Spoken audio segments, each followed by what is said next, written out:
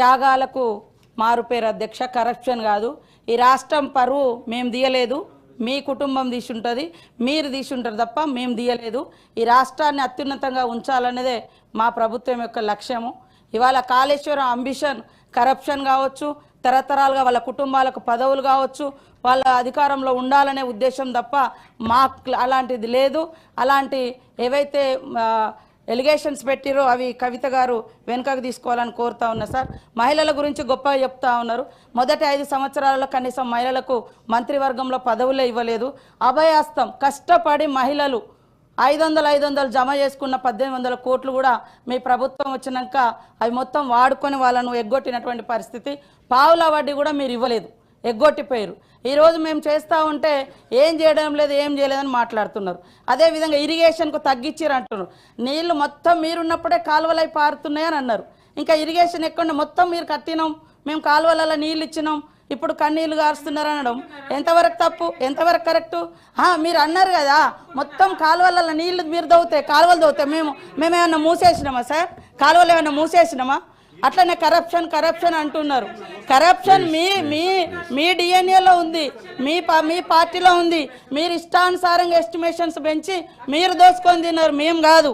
అదేవిధంగా నోటిఫికేషన్ల గురించి మీరు ఇచ్చిన నోటిఫికేషన్లు ఎవరు అడ్డుకున్నారు సార్ ఉద్యోగాలు ఇవ్వకుండా? మరి ఇప్పుడు ఎట్లా అవుతున్నాయి? ఇవాళ 59,000 ఉద్యోగాలు ఇచ్చినటువంటి వాస్తవాన్ని కూడా మీరు గుర్తించలేకపోతున్నారు.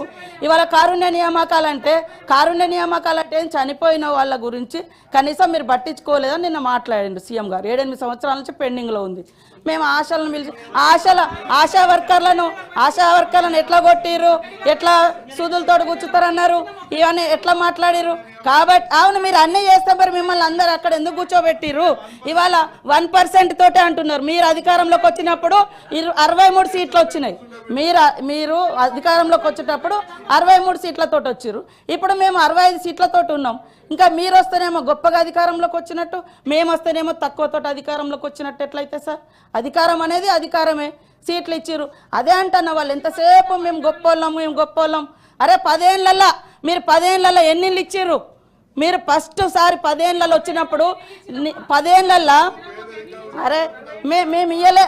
ఉమ్మడి రాష్ట్రంలో అది సరిగా జరగలేదని తెలంగాణ కోసం కొట్లాడి తెచ్చుకున్న తెలంగాణలో మీరు అద్భుతాలు చేస్తా అన్నారు.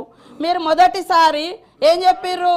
ఇల్లు సింగిల్ బెడ్రూమ్లు, చిన్న ఇల్లు ఎక్కడ పడుకుంటారు అది అని చెప్పారు. మీరు వచ్చిన తర్వాత ఇల్లే ఇయ్యలే.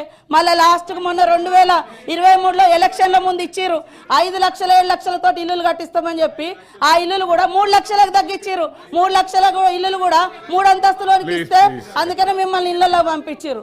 కాబట్టి ఈ రకమైన మేము వచ్చి 1.5 ఇయర్ కూడా అయితలేదు. పదే ఏమైంది? మేము ఫ్రీ బస్ ఇస్తే మీరు ఓర్వలేరైతురి, మేము ఇల్లు ఇస్తే ఓర్వలేరైతురి, మేము ఉద్యోగాలు ఇస్తే ఓర్వరైతురి. పదే ఈ రకమైనటువంటిది. ఇవాళ మరి మీరు ఒక పథకం పెట్టిరు, అన్ని మీరు ఇచ్చిన పథకాలను మేము ఇవాళ రాజీవ్ యువ వికాసం పెడితే ఎందుకు మీకు అక్కసు? ఇవాళ బడ్జెట్ లో అదే ఇంటికో ఉద్యోగం అని చెప్పారు. అదే విధంగా 100 కోట్లు బడ్జెట్ లో పోయిన బడ్జెట్ లో 2019 బడ్జెట్ లో ఏది నిరుద్యోగ భృతి ఇస్తామని కూడా బడ్జెట్ లో 100 కోట్లు కేటాయించి కూడా వాళ్ళు ఇవ్వలేదు. ఇట్లాంటి ఎన్నో ఉన్నాయి. కాబట్టి కరప్షన్ లేదా రాష్ట్రం పరువు మేము తీయలే, వాళ్ళ పార్టీ వాళ్ళు తీసిరు. అందుకనే ప్రజలు అర్థం చేసుకున్నారు, ఆ రకంగా చేసిరు.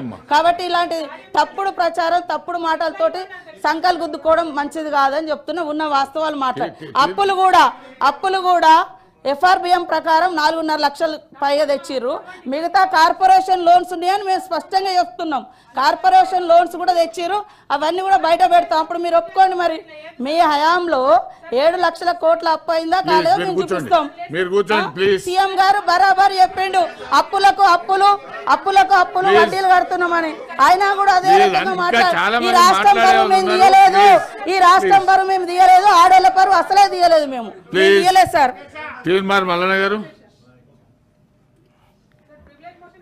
లేటెస్ట్ న్యూస్ తెలుగు మరియు ఇంగ్లీష్ అప్డేట్స్ కోసం ఇప్పుడే క్యూన్యూస్ అఫీషియల్ యాప్ ని ప్లే స్టోర్ నుండి డౌన్లోడ్ చేసుకోండి. సరికొత్త సమాచారాల కోసం క్యూన్యూస్ వెబ్సైట్ ని ఫాలో అవ్వండి. ఛానల్లో ప్రాంతీయ, జాతీయ, అంతర్జాతీయ వార్తలు వీక్షించండి. లైక్ చేయండి.